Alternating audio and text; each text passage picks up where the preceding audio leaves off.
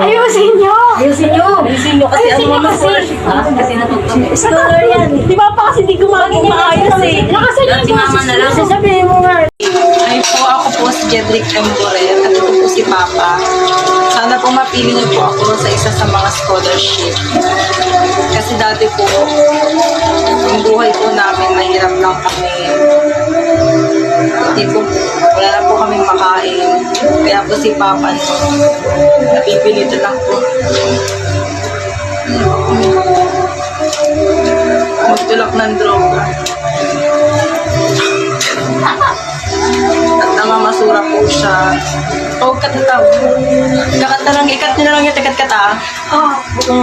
Wala makain. Huwag ka na magtatawa kasi pasa natin yan. Paano malalaman?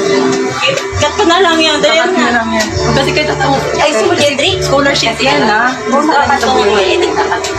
Cut mo nga yan. Nakat na, mamaya na Oo, i-edit niyan. Pwede edit yan. Ayun na. Nagtutulak po si Papa ng droga dati dahil wala pong makain. Kasama po niya si Mama. Tapos may kapansanan po si Papa, hindi po siya nakakapagsalita. Magsalita na.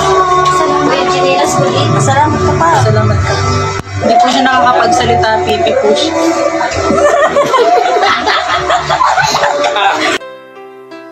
When times get rough and your dreams just fall apart, and sometimes you feel that you